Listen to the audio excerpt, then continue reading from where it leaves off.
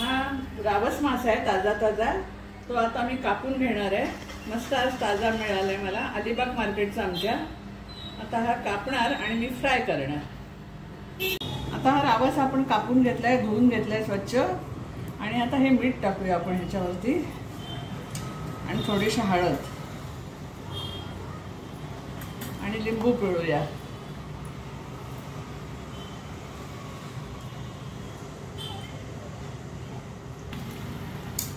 आणि आपला मसाला वाटण तळताना लावायचं। आता मी सध्या हे लावून ठेवते याला, म्हणजे चांगलं मुरेल ते। चला आता आपलं हे लावून झालेलं आहे।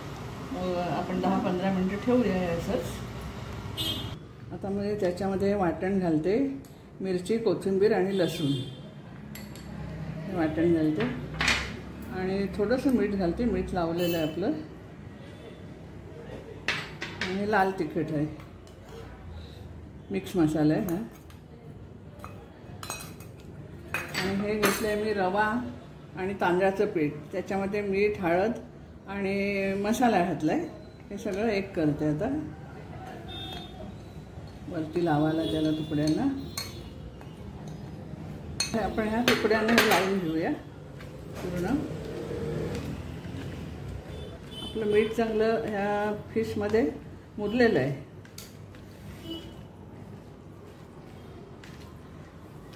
आवाज खूप ताजा मिळालेला।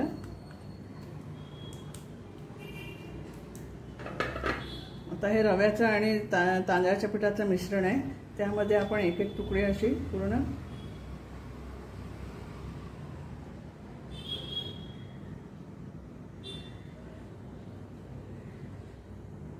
लावून घेऊया।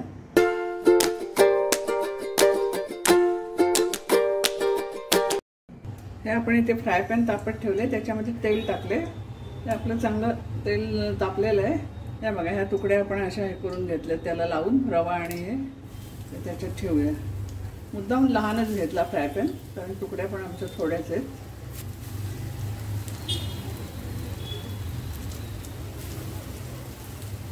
हे आता आपण तळून घ्यायचं आहे।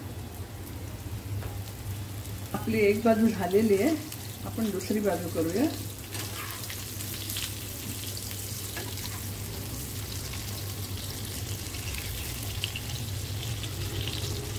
तळून घ्यायचं। हे आता आपले तुकडे झालेले आहेत, आपण काढून घेऊया एका डिशमध्ये। बघा किती छान झाले आहेत। आणि ह्याला कसे मी जास्त मसाले वापरत नाही फिशला, मग त्याची चव कळत नाही। गरम मसाला वगैरे मी वापरत नाही, माझा मिक्स मसाला तो एक घालते आणि काय आपलं वाटण असेल लसूण कोथिंबीर एवढंच घालते मी। त्याची मग ती खरी चव कळते आपल्याला। हे तुम्ही आता तळलेल्या तुकड्या कशाबरोबरही खाऊ शकता, चपाती बरोबर, भाकरी बरोबर। चला तर आपलं हे रावस फ्राय झालेलं आहे आणि छान ते मी डेकोरेशन केले। तर हा माझा रावस फ्रायचा तुम्हाला व्हिडिओ आवडला असेल तर लाईक करा, शेअर करा आणि सबस्क्राईब करा। मी आता खाऊन बघते जरासं कसं झालंय काय ते। मस्त झालं एकदम। तर चला तुम्ही करून बघा, खाऊन बघा आणि मला कॉमेंट्समध्ये लिहायला विसरू नका। माझा हा व्हिडिओ तुम्हाला आवडला असेल तर लाईक करा, शेअर करा, सबस्क्राईब करा। तोपर्यंत धन्यवाद।